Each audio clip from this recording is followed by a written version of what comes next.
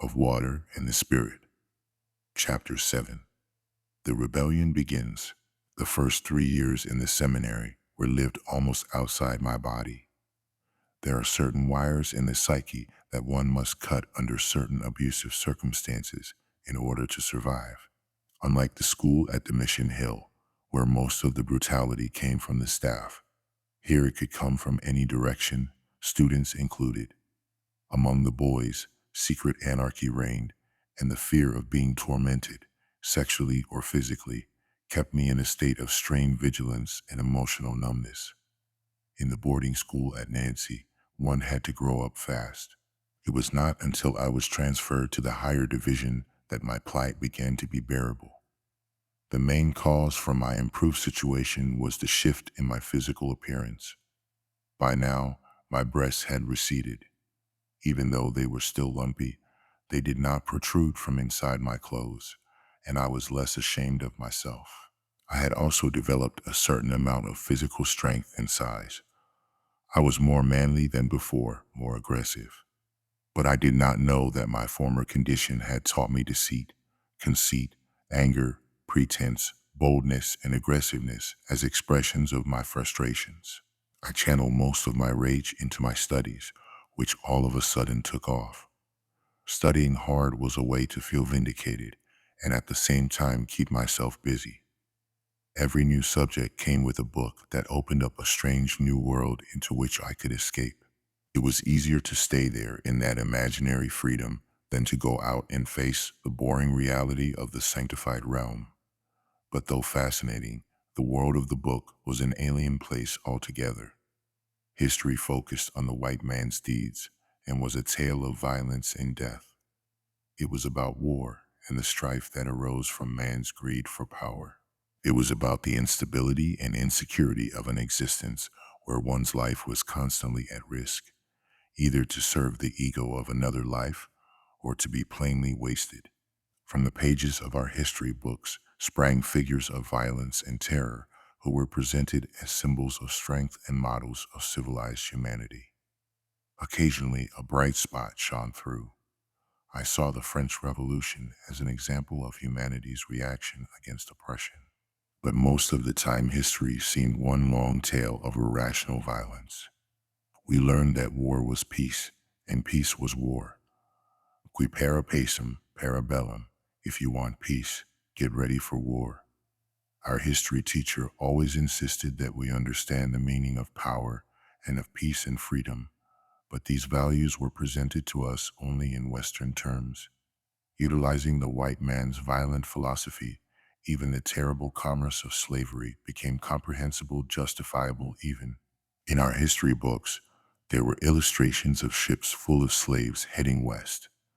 All of this sounded unreal to me until some of the students who came from the coast confirmed having heard stories from their grandfathers about people who were deported and never returned. One subject we never studied was African history. In our classroom, the African continent was mentioned only in the context of the white man's involvement with it. Otherwise, the world was clearly run by whites.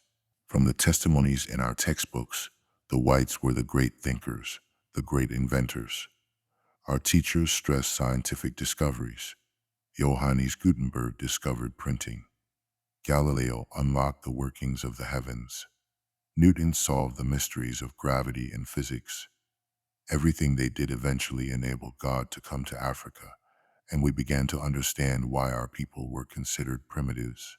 I came to realize that wherever the white man went, he brought trouble because he had no scruples. He brought a kind of meanness that no one could face because it made no sense to anyone, and eventually he took over because no one loved blood and killing more than he did. Sadly, our young minds were being formed by the vivid images of death and suffering in these books. One day in our history class, Father Joe, speaking about the beauty of colonialism, likened it to a mother trying to protect her son. Out of kindness, France had taken a large portion of Africa under her wing, and that was a heavy burden. We must remember, he added, that resistance always brings havoc, chaos, confusion, and ultimately destruction. Europeans came into Africa for the purpose of bringing to fruition the immense wealth that had been kept dormant by the ignorance of the African people. When the soldiers arrived, there was resistance everywhere. When you resist a peaceful mission, you invite force. When force renders you inoffensive, it reminds you at the same time of the sweet taste of peace. If force was utilized from time to time in Africa, it was not out of any pleasure in bloodshed. A truly civilized person hates shedding blood, but at the same time knows how to defend himself. I raised my hand to speak. I felt stabbed in my spirit and thought that, after all, this was a class, a time for the exchange of thoughts. Father Joe motioned to me with his head. What is your question? I don't know if it is a question, but it goes like this. If I come to your father's house and I want to get in even though your father does not want me as a guest, do I force the door anyway? Father Joe turned dark red, and the class was as silent as if no one were there. Then, as if trying to control himself, he asked quietly, "What are you suggesting?" I am suggesting that perhaps colonialism cannot be justified on the grounds that some people decided it was their right to disturb the quiet lives of others. Obviously, this book was written by someone who thinks it is right to put whole villages into forced labor or to summarily liquidate them. Somebody who does not care about other people. This history may make sense to his mind. It does not make sense to me or to anyone else here. Speak for yourself, Patrice. It was the voice of one of the students. I did not have time to notice who he was because Father Joe was talking to me. Patrice, sit down, Father Joe ordered.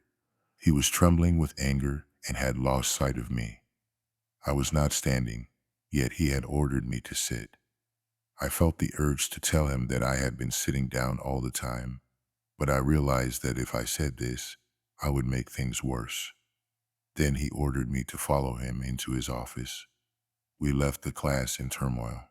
When he closed the door of his office and sat down behind his desk, I moved to sit down as well. He jumped up from his desk and roared, "You will sit when I order you to sit. Who do you think you are? Do you think the Christian mission would invest so much money in you just to train you to become an ideological delinquent? This institution does not tolerate this kind of free thinking. You are here to learn to become a soldier of Christ, and that's it." He pulled a rubber truncheon out of his drawer and came after me. But now I was 16 and would not let myself be beaten. I had already been chastised for looking like a girl and for being lazy, and now I was not going to allow anyone to flog me for participating in class. Father Joe made his move, and I avoided him. That irritated him. He walked from his chair to the other side of the desk where I was standing and ordered, "Stay still." I stood still, but when he tried to hit me on the head, I moved away just in time. Instead, he hit a pile of books delicately balanced on a narrow shelf, and they came tumbling down. His temper became red hot. "Bend your back." This time I obeyed him, but I made my thoughts go away from my body so that when the first blow fell, I was not even aware of it. "What's going on here?" It was the voice of another priest, Father Michael, standing outside. "It's none of your business. This boy's been interrupting class with subversive questions." While saying this, Father Joe kept lacerating my back. Curiosity is not a crime. When Father Joe kept beating me, Father Michael rushed into the room and grabbed the truncheon from Father Joe's hand. That's enough. I was absent from all of this, having retreated far into myself. I did not care what happened, but I was glad the incident had ripped open a difference of opinion between these priests. Father Superior, who must have heard all the noise, now came running. "What's going on here?" "I'm disciplining Patrice," Father Joe told him sullenly. "Oh, Patrice?" Father Superior said patronizingly. "He is beating Patrice without a cause," Father Michael said, still trying to defend me. "You have no authority here. You've been ordered back to Europe." Father Superior's voice was vindictive. What? Father Michael demanded. I made the recommendation to Paris a long time ago. The order came through yesterday. I was waiting for an appropriate time to tell you, and now seems very right. It took a while before Father Michael regained his wits. Then he said, All right, but while I'm still here, I'm going to do what I can. He snatched the truncheon from Father Joe's hand. The two priests glared at each other like two roosters about to fight. Father Joe was the first to give in. Says enough. He turned to me. Patrice, you will write 200 times. I will not disobey. Now get out of here. Remember to mention this at confession, and be a good lad from now on. I was filled with deadly hatred toward Father Joe and Father Superior, but I said nothing. You shouldn't have done that, I heard Father Superior say to Father Michael as I stood outside the door, listening. I've warned you many times about interfering. After Father Superior had left, I heard Father Joe's voice rise. It's no wonder you're being shipped back to Europe. Your weakness has cost you your calling. Do your people a favor and get free of this madness, a voice said inside my head. I never knew where that thought came from, but something was happening to me. Geography opened up worlds far different from the one we learned about in history class. It was amazing for those of us who were born inland to realize that there was so much water on the earth. Soon the tiny forms of the 5 continents came into view. As our horizons became wider, it was both wonderful and disturbing. During the break, we would regroup to comment on what we had heard in class. What came to me as good news from the beginning was to learn that the earth is round and that it is hanging in the middle of nowhere and moving very fast. I never knew why I was happy about that, but sometimes I found myself wishing the whole planet would just quit its trajectory and go somewhere else. The world outside of Africa came into even sharper focus with French literature, which crystallized history by resituating it in a larger social and ethical context. I was astounded by the ease with which Racine and Corneille put words together. How could they make their characters go mad, seek death, and die so poetically? I was stunned by La Fontaine, who told stories strangely similar to those grandfather used to tell me, stories in which animals spoke and acted just like humans. I was astonished by Molière and his eccentric, egocentric, avaricious characters. I loved Baudelaire. He was blasé toward morality, and for a good reason. He had discovered that the whole French world was a monumental lie, and I believed him. I was endlessly amazed that all of these people could come alive on the thin pages of a book, always there for anyone who was interested. Because mastery of French was fundamental to good apostolic output, we were more concerned with it than with anything else. The study of vocabulary and the memorization of texts, especially excerpts from the great French poets, was very important. Composition was crucial. Every Monday we had dictation, something that required the ability to hear and spell words correctly. The dictée was about 250 words. To misspell 5 words meant failure. Grammatical errors were considered the worst, and punctuation errors minor, costing only a quarter of a point. We came to call them capital sins or venial sins. 0 misspellings made you a hero. In composition, we always aimed at using the rarest words possible in order to prove to the teacher how far we had gone into memorizing vocabulary. Rhetoric was conceived of as a technique by which to prove, through argument, that a fact, obviously wrong, was right. This skill was important because it meant that we were equipped to defend Christianity in the face of every contradiction. Once, we were asked to prove, in the middle of the day, that it was night. Dismayed, we looked at each other hopelessly. I wrote that everything came with its opposite, and so behind the shining noontime sun were the dark shadows of midnight. I argued that light could not occur without its opposite, and that the presence of one was a message about the coming of the other. Then I became crafty. I added that the same principles applied to the present domination of the world by Europe, because this condition foretold the coming of its own end.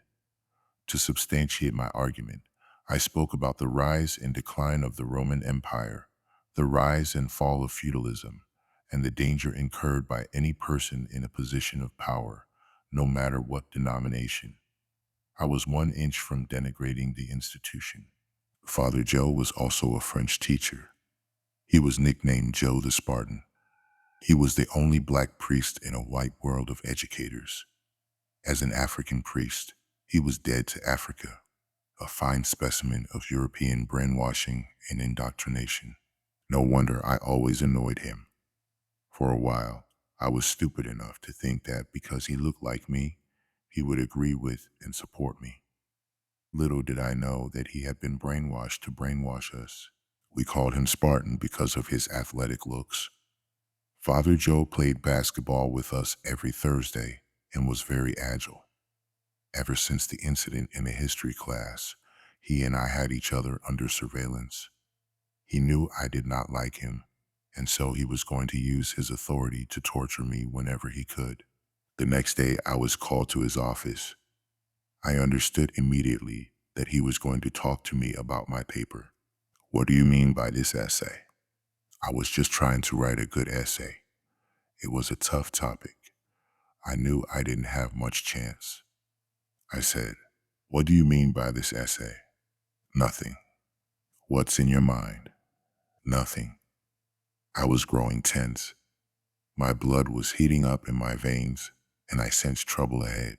"Listen, this is not the kind of mind that the Catholic community is spending money to train.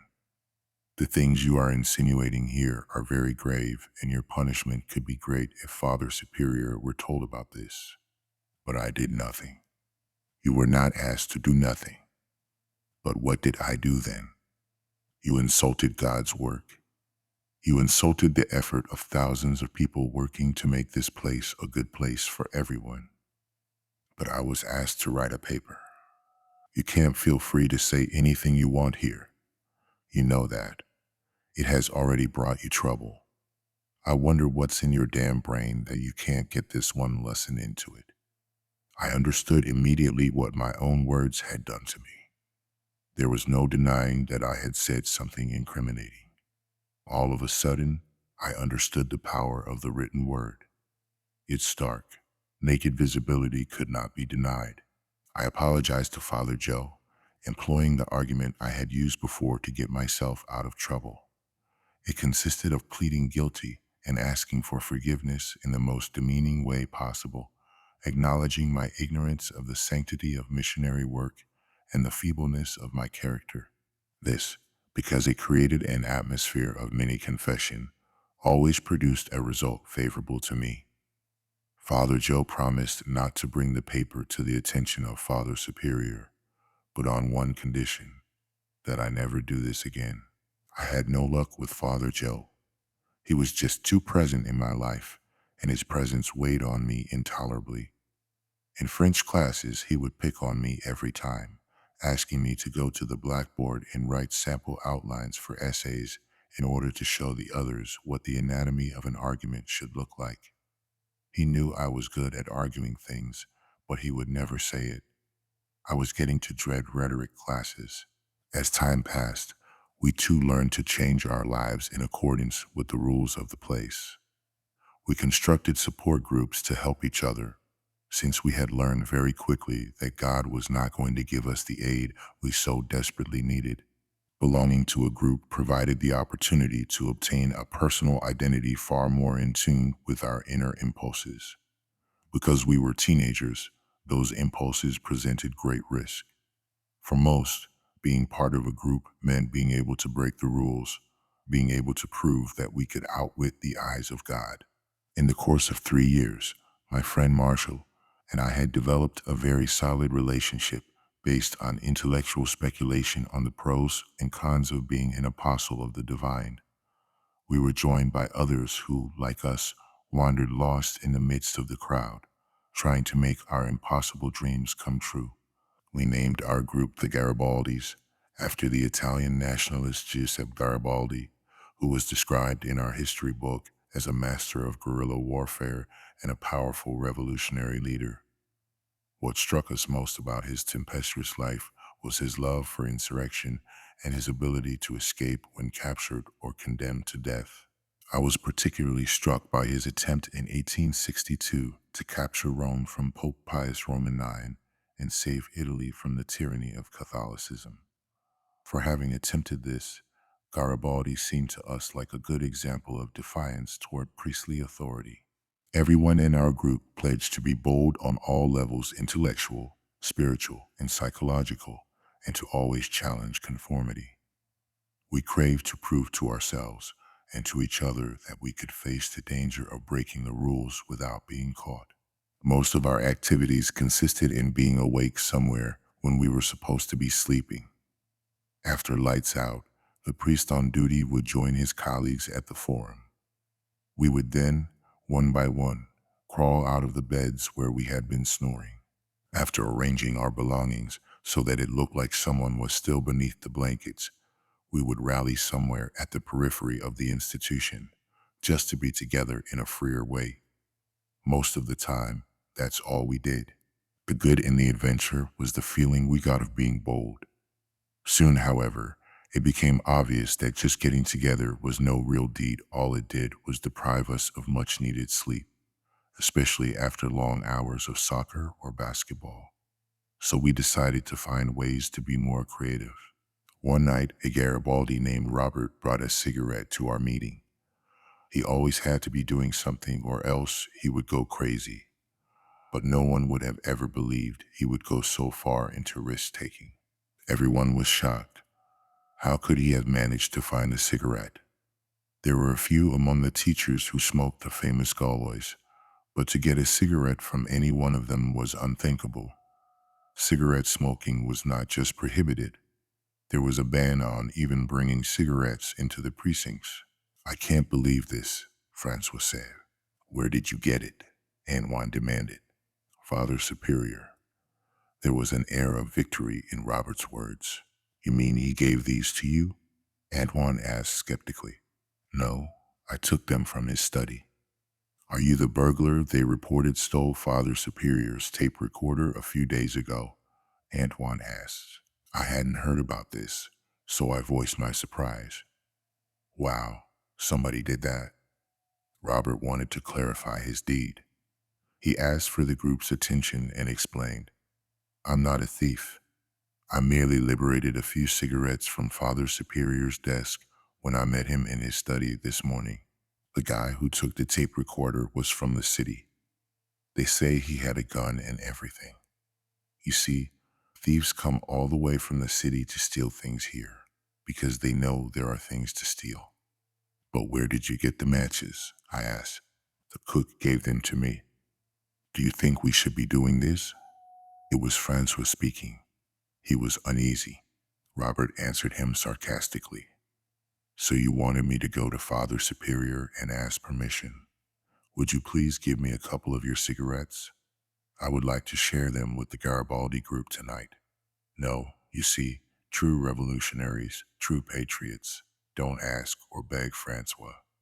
They already have permission because they carry it in their blood. We could not smoke the cigarette because the only match Robert had brought with him was wet.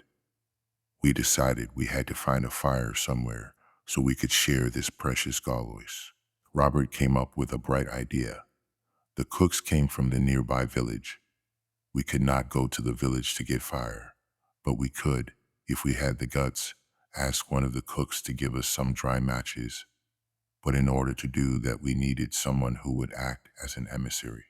I had liked being part of the Garibaldis, as long as our activities consisted of not being asleep when we were supposed to be, for there are times when disobedience heals a very ailing part of the self.